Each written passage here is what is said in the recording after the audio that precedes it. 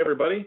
First, I'd like to thank you all for attending on our ongoing Tech Insights webinar series. Webinar topic today is the present state of technology and predictions for 2021. The goal of today's presentation is to allow us to peer into the future of 2021 and prognosticate what technologies and trends may be useful to your business in 2021. I'm Leo Reep, Senior Partner here at IT Resource, and I'm pleased to be joined today with Gary Lutz. Hello, hello. Co-founder and Senior Partner also at IT Resource. If at any time during the webinar you have a question, please feel free to type it in the question box on the WebEx screen.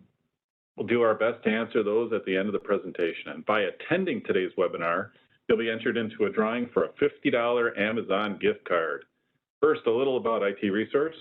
Gary and I formed IT Resource back in 2000, 20 plus years ago, with the sole purpose of providing a single source for all business technology needs, whether it's executive budgeting, consulting, hardware, software procurement, managed services, security, or any other IT need your business might have. IT Resource is dedicated to providing your company with top quality personal service in the most cost-effective manner possible. And with that, I will turn it over to my esteemed colleague, Mr. Gary Lutz. Well, thank you there, Mr. Leo Reep. So here we go. So today's fireside chat. I don't know if it's really a fireside. Let's hope there's not a fire in here because we're in a conference. Yeah, we don't have a fireplace, so we're in a conference room. It does get a little warm in here, though. It does. Yeah. It's all the brain power. That's right. So what we're going to talk today a little bit about is, well, if we want to look at present state, we got to look at the recap of 2020. Unfortunately, we got to look back in order to look forward because it does mean something. So we're going to do a recap quick on 2020. We're going to look at the present state of the technology where we stand right now. And we're going to talk about the top 5 initiatives or predictions for 2021 of what we think is going to be hot and what you should really focus on. And then we'll have some time for Q&A in case we have some questions. So let's get started with the 2020 recap.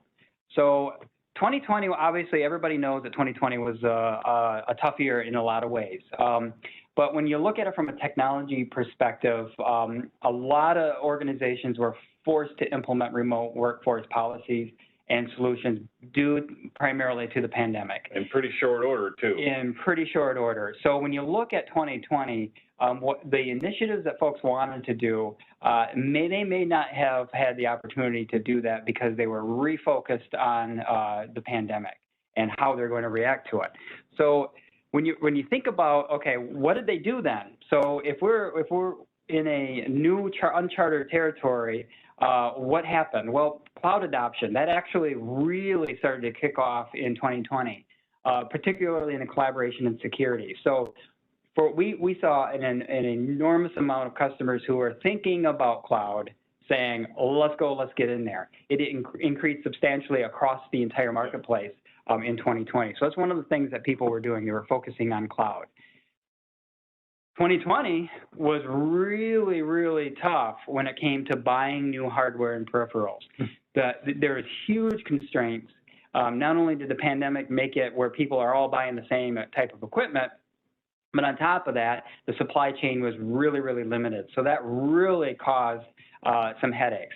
Prices didn't necessarily go and skyrocket. That was the strange part about it. They just weren't available. Yeah. So yes, there were some price increases, but it just was not available for people. There were times in 2020 that we actually had to buy laptops without the customer because we're normally a buy to order. So someone orders something and we buy it. We had to buy them ahead of time and then have them on hand and hope we could sell them, knowing that somebody was going to have to. Which of course we could. We could easily. Everybody was looking for them. So heavy constraints on hardware and peripherals, and people basically had to get what was available in all cases. The other thing that happened big in 2020 was ransomware attacks and other data breaches were up 25%, which makes sense because people's focuses were in other areas. And that was a tough thing right there. As remote workforce, the security was a little bit lax because people and the organizations are working in a different manner. The ransomware attacks are up, and it did hit a lot of organizations. Matter of fact, the ransomware phishing attacks increased substantially from 2020 to almost $20 billion.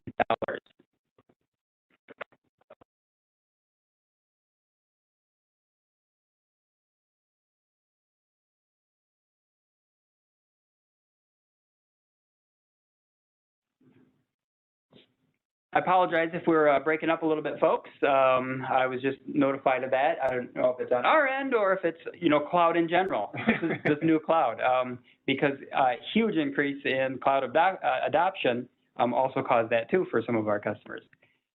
Here's the interesting thing. The overall IT spend in 2020 was down 5.4% from 2019.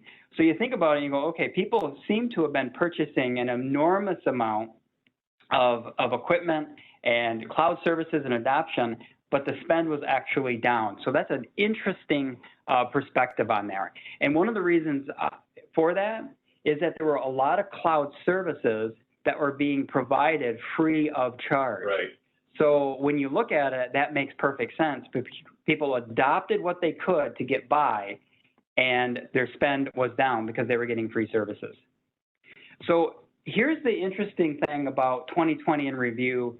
The organizations that were already adopting digital transformation initiatives and looking to increase those throughout prior to the year, they did much better through the pandemic than the other ones. Right. So focus was on transforming your organization, both in digital transformation and adopting cloud initiatives.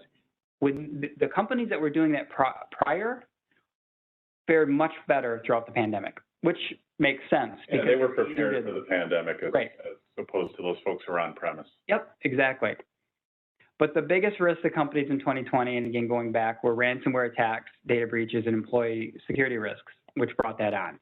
So the positive, I guess the biggest positive aspect of it is there was a lot of organizations and the technology providers behind them that adapted quickly, responded to, and overcame the challenges as best they could. So it was business as usual in a different way, an unusual business as unusual, but it still was business. Okay, so that's kind of 2020. So where do we stand now? It's important to know that because we have to know where we stand on our present state. Well, hardware constraints have eased. The hardware and the peripherals are now becoming available again. So that's a good thing. They are not back to full force. The prices aren't dropping because we have, so much more equipment, that needs to be sold. But the cost of the hardware, they remain relatively consistent. So what we're seeing in the current state is that if you want equipment, you can get it. You may not be able to have a plethora of options to get, but they're also not gouging you, and the prices have kind of remained, relatively. They're not low by any means, but they're not extraordinarily high. So prices remain right now. The cloud providers that saw through the pandemic, and you're talking, the Microsoft with their Teams and Cisco with their, WebEx, and even Zoom. They have scaled up and scaled out to meet their customer demand. So the cloud providers currently are able to take the workloads that they need. And that's the most important thing to understand, is that there's no shortage of the cloud service providers at this point. So if you're looking at cloud solutions, they are ready to rock and roll. They have met the needs of the customers. And the nice part about it is there was an increased adoption of cloud services due to the success. So people saw, hey, this actually can work and can be secure, and so they're starting to adopt it. And that's where we're at right now. People also who had the free trials in 2020 are starting to purchase them in 2021. They've put them through the ringer, said, yep, they're going to work. Here's what I like. This is what I don't like. But now we're going to start buying them. So those folks are, like the cloud service providers, are going to, I guess, reap the benefits of the 2021 freebies that they gave. And now we're looking at IT is expected to grow about 4% in 2021. So the growth is starting to show up. One of the things that surprised us in 2020, but we're now seeing an increase in, is that we're seeing a big increase in data center systems. We're seeing storage. We're seeing servers being purchased again for on-premise or to put in a private cloud. So for the folks who weren't fully in the cloud and didn't adopt it, some of them are saying, hey, we're going to reinvest in equipment. So the present state is we're seeing reinvestment in equipment both on-prem, or more importantly, reinvesting in equipment to put in a private cloud in somebody else's data center, and use that in conjunction with cloud services. So we're thinking that the hybrid cloud is here to stay for quite some time, and the investment is happening. Yeah, most companies don't want to put all their eggs in one basket in a fully cloud thing. They prefer to have that hybrid so they can be more nimble. Absolutely. And, they proved that it can work in the cloud. And for the folks who had nothing in the cloud and completely invested on premise, they're seeing the benefits of having both. So that's a good thing. The other thing that is right now, and again, new for 2021, are the IT projects are being prioritized where time to value is the lowest. They want quick results. Yep. Okay, that was proved that they needed quick results last year, and so now they're going to prioritize where they can get that best value. And again, the present state, the biggest risks right now are the ransomware, data breaches, and security risks of a remote workforce. You can't go a day without hearing something about this. Exactly. Yep. So that's where we live. You'll get the slide deck on this, but I'm not going to go through each one of them. But most requested products, obviously, remote workforce and security. That's what everyone wanted that's what they want now, and they wanted through 2020. And the most requested services were to really secure up the VPNs, particularly for remote workforce. Collaboration systems right now are top of list of a lot of folks. Let's up our collaboration and our voice and our video so that we can work effectively regardless where our people are and regardless where our customers are. Big thing. Also, because of the remote, we are being requested now more than ever to enhance endpoint security of all the systems regardless of where they're at. Security monitoring and management, this is big with compliance right now and it always has been, but now it's renewed focus on making sure that we're monitoring and managing the security across every user, across every device, across every location, even if that's in a home office. And the SOC as a service has really come of age in 2020 due to the pandemic, in my opinion. It's more mature now. It's easier to use from an organizational standpoint. So if you have the need for SOC as a service, don't hesitate to reach out and ask because we have several options for you to look at. Yep, absolutely. And the migration of cloud services, of course, is very, very popular. And I have 6 webcams in my office. Anybody needs them? I squirreled them away a long time ago. Yep. All right, so top 5 initiatives, and these are kind of predictions. So what are they, Mr. Leo? We're starting with the old Remote Workforce 2.0. It could be like 4.0 or 5.0, but it's going to be... Pick a number greater than 1. That's right. We've got security, next level security, we think is top on the list. Cloud transition is top on the list. Automation and data analytics, that's one that is really, really coming about. And of course, 5G and Wi-Fi 6 is coming. Yep. So we're going to talk about go hand in hand with your remote workforce. Yep, exactly. So let's talk about remote workforce 2.0. Okay, so last year it was get my people to work remotely. That's what everybody needed. Now the new focus is on we need a business-like work environment for our folks. We need to minimize the non-business distractions, keep connected with coworkers and customers. So the focus is going to change over to now that we know we're going to be remote. Before it was we really don't want to be remote. I mean, when you think of a bank with their branches, it's like, how's the teller going to be remote? Those are all, not going to happen type thing. And now all of a sudden it's like, wow, we have banks that have a good majority of their workforce remote. So, now it's focusing on, okay, now that we know that some of our people are going to be away from the office traditionally, let's focus on making that work environment for them. And that's where the people come in. The next focus is on process. How do you standardize deployments and fine-tune the remote work policies, heighten the remote workforce training and security awareness, and how do we schedule recurring check-ins and meetings to keep that personal touch to make sure people still feel part of the team? And then how are we going to keep in touch? Well, it's going to be with chat and team solutions. It's going to be with scheduling and proactively meeting. It's going to be in additional training and security awareness. It's going to require a lot more effort. It will. And humans are social animals, and I know that I miss seeing our employees around the office face to face, and you have to make your own choices of business, but you got to keep in touch with them because every man and every woman that's an employee is now an island. Yes. Yep. And so this is why it's really important not to look at technology as the solver of that, because technology is part of it. So with the new workforce being remote, you got to focus on the people and their process of how you're going to interact. But then finally, you're going to wrap up the technology that allows you to do that. So you have seamless, secure access to your necessary applications and data. That's where the cloud services are starting to shine, because the folks who needed access to those applications but could only get them if they were in the office had a tough time. Yep. So now the next, for a workforce, moving your applications out, getting them closer to the end user or the ability is going to happen, and that's where your technology comes in. Having your local security, before it was our office is secure, and now it's got to be our office and your home office and your home environment, work environment must be the same security level. So security monitoring, these are where we're seeing extending it on to endpoint security that's much smarter and can monitor and watch everything. The big thing too is leveraging your virtual desktop solutions. We saw a big increase in interest and in deployment of things like Windows virtual desktops, for example. Being able to bring the applications and the data directly to a customer or to their employees very, very easily, regardless of where location, and being able to control it. Mm-hmm. So these have come of age. There's lots that's been put in by organizations like Microsoft and their Azure and AWS to be able to leverage this.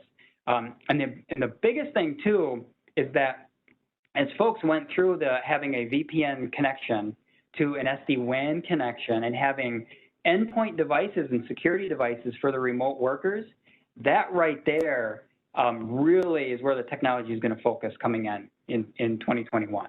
Okay? Good with that? Yes, I'm good with that. Microsoft calls it the modern workplace. Well, there you go. All right, so next level, security focused. Ooh, multi-factor. If we could have multi-factor, it'd be better than no multi-factor, if that makes any sense. Absolutely. So here's the next level of security focus for this year. Obviously, you've heard in almost every single one of our webinars, and everybody's saying you have to have multi-factor. That's now being trumped to, in addition to multi-factors, to having conditional access policies and solutions. You have to go beyond. You have to go beyond just getting a text message. You have to have conditional access and say, you will get a text message, but you also have to be a known network. You have to be in a known area. You have to be a known entity. You have to have a device that's known by the system. You have to have a certificate on your system that matches the security posture of the other end, or you won't get access. Yep, absolutely. So next level is think beyond it and saying, not only do I want to have a username and password and a multi-factor device, I want them to be using one of our approved devices that can be detected and tracked back so that we know that that was secure.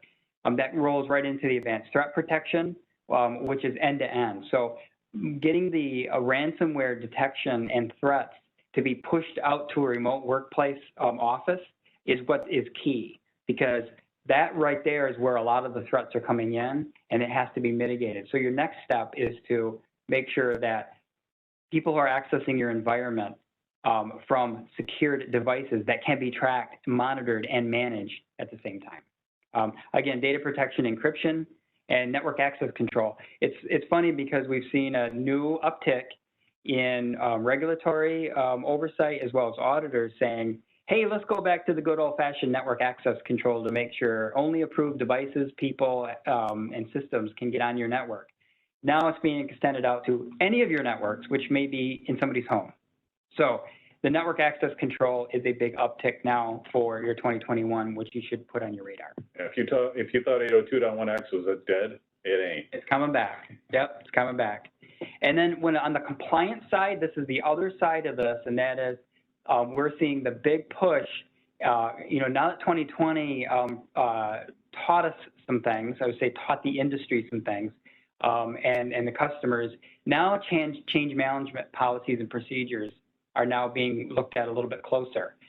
Monitoring and logging, having SIM solutions, and your heightened, even the compliance is heightened in non-regulated industries. If you think you're just an office, an accounting office, don't think that now regulation and compliance is going to beat on your door and saying you need to do better to secure your information and your customer data.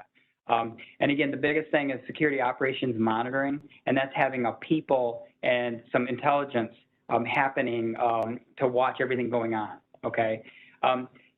The biggest thing on this is consistent security protection is required across all environments. And we're going to see automation and artificial intelligence is going to play a key role in the next generation security. So that's also on our list. That's great. All right, moving on. Cloud transition. I threw all of these on one slide. And the reason being is because they're all important. They're all used for a different reason. But the bottom line is that the cloud services in some way, shape, or form will provide success to a lot of organizations, not only throughout this pandemic, but to refocus how they do business and how they collaborate. Whether it's moving into a cloud collaboration system solution so you can have your workforce communicating with both internal and customers without an issue and without needing a traditional voice system, that's one area. Getting a one-to-one video conference from your team members to your customers is keenly important at this stage of the game because they can't meet them face-to-face. This is going to change how people do business in the future. And so that's top. Any software as a service with the Microsoft 365, for an example, infrastructure as a service, these will keep you nimble and keep you moving forward. Private clouds is also one that's jumping up because people want to continue with the security that they feel comfortable with having their equipment, but it doesn't mean it has to be in your office anymore. And quite frankly, it probably doesn't need to be in your office if the majority of your workforce is now working remote. Right. So these are all really good strategies moving forward in 2021, and we're seeing a big uptick in this. Cloud security is going to be big because you need to have everything secured regardless where it is. The best way to accomplish that is with a cloud solution because it can be everywhere anybody is. And the other thing too is platform as a service also leads into the automation, artificial intelligence, data analytics, which is also on the top 5 this year, because there's full-fledged platforms that are cloud-based that can handle that for you so you don't have to build it internally. Again, big initiatives for cloud. And do the cost-benefit analysis for your own organization because most of these cloud services in 2021 can be made to be very cost-effective when compared to on-prem, plus when you take in total cost of ownership. Mm-hmm. Yep. And the flexibility you gain by having a cloud service as opposed to an on-prem is almost immeasurable. Yes. Yep. So prediction there. All right, let's talk about automation and data analytics. This is a good one because here's what people think of this. They immediately think of manufacturing, industrial process environments. However, what's happening now is we need automation and businesses need automation and data analytics in order to be profitable and make a difference moving forward, okay? Because there's a lot of people that are out of work right now, but there's also a lot of jobs that go unfilled. And right now, people need to change because of the remote workforce. They need to change how they do certain things. And what's finally bubbled to the top, where it's now getting some really good traction, it's not just the manufacturing, it's not just industrial process for this, it's not just robots. It's now things that used to be done by a team of people are being done in an automated way. And things that used to be looked at and analyzed by people are now being looked at and analyzed by systems. So you're going to see, and you think of artificial intelligence, that doesn't necessarily mean we have to use that technology natively in each business. But having an automated system and starting to look at things that automate your processes and procedures, it will most likely use artificial intelligence in the back end to automate that. And so the biggest thing is to know that help is out there. And the data analytics, we have a lot of customers who are turning their attention on, we need to better understand our customers, our marketing strategies. We need to improve customer service in the new way that we're doing business. So we need to have data analytics to help us solve these problems and find out how do we work with our customers effectively when they can't walk into our store anymore, and we don't see them and talk to them. How do we gain information about what they're buying, how they're buying, what services they're consuming? That is the big deal with automation and data analytics. And we see a big uptick of our customers looking to solve these problems with the next generation. Things like Power Automate, Power BI, which is part of the automation and data analytics that Microsoft offers. Not that, I mean, there's lots of them out there. Self-service initiatives, in other words, having customers book appointments online where before they would never do that. You may want to book them online now because of the fact that they can't get to your office. So they can't just walk in and say, I need you to, I need this or that. They can't do it. So even as simple as self-service initiatives are going to be big, and in order to do that, you got to have these automation and data analytics to do it. Yeah, we just had a request this morning for a customer wanting to do that. Yeah. Schedule customer appointments on their website using Power BI. That's right. And it's in an industry that typically would not do that. Right. So you look at it and say, that's where that's going. Hey, Mr. Leo, I'm going to turn it over to you so I can get a little drink of water here. Oh, sure. So 5G and Wi-Fi 6, what's coming in 2021? Well, I threw the screen up here. 5G, everybody hears about it for cellular communication, which is really what it's for. And it's becoming mainstream, but it's not quite there yet. And there's a couple things to keep in mind. The reason we got to get to 5G faster is because of the number of remote workers requiring more and more bandwidth. It's going to help set standards for 5G and 6G and beyond. It does allow for more robust end user experience due to bandwidth, and the latency decrease is huge. So I know it's a lot of technical mumbo jumbo. It's just better, faster, stronger for 5G. Same thing under Wi-Fi 6. All workers require more and more bandwidth. I mean, if you're at home with 3 kids video gaming during their breaks and you're trying to work, everybody knows how brutal that is. So it also has the flexibility of working remotely. It'll require more bandwidth and capacity. And that's one thing that we have to keep in mind is that the capacity of Wi-Fi 6 is much better than Wi-Fi 5, which is what we're currently under. And it also allows for better employee adaptation and security. So that's all built into the standards. I think that's going to allow, this right here is going to allow organizations that traditionally couldn't offer cloud services. Maybe they do have some proprietary or core software applications running in their environment that they have to get connectivity, fast connectivity back to their employees. They can't push that to the cloud. They can't. So this right here with the amount of bandwidth is going to ease that for them to be able to continue with those initiatives. So why is bandwidth important? I put this slide up here because I thought it was really interesting. The streaming video on the internet is 82% of all internet traffic. I looked at my report from my Wi-Fi device at home and went, I spend way too much time on Netflix at home.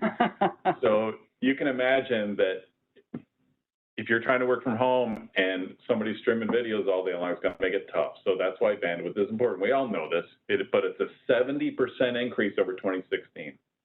I thought that was fascinating. Wow. And again, pandemic had a lot to do with it. Everybody sitting at home, binging all their favorite shows. That's right. And all the WebEx and Teams calls and Zoom calls and the video there. Oh, absolutely. Exactly. Go for it. There you go. So I threw this screen up here too. This picture is kind of fun to look at. It's the history of cellular data. Again, more flexibility, bandwidth, and capacity than ever before, and more speed requires more security. So in 2004 and 5, we were a whopping, 144K a second on 3G. We all thought that was fantastic. Wow. 4G is 25 meg, and 5G, which is just coming of age now, is 200 to 400. So it's about 15 to 20 times faster than 4G. So there's some good benefits there. Right. It doesn't want to change. There it is. But I'm going to give you a peek into 6G. And 6G is not going to come out until probably 2030 because the standards haven't been written. Same rules apply. Remote workers need more flexibility, bandwidth, and capacity. But you can see the screen says that now, if you can get 10 gig on your 5G, which I've never seen, so that's my only dispute with this slide. You get 3 movies in a second. By 2030, you're going to get 300 movies in a second at 1 terabyte per second. Now, I don't even know 300 movies I would download. But then your endpoint security that you put to your remote workforce will not allow any movies to be downloaded. So Wi-Fi 5 versus Wi-Fi 6. So keep in mind, we got these two standards that are coming of age. Wi-Fi 5 is already here. Wi-Fi 6 is coming. Wi-Fi 6 is now going to commercial deployment. Most of the manufacturers are already incorporating this into their, it's called 802.11ax, into their products.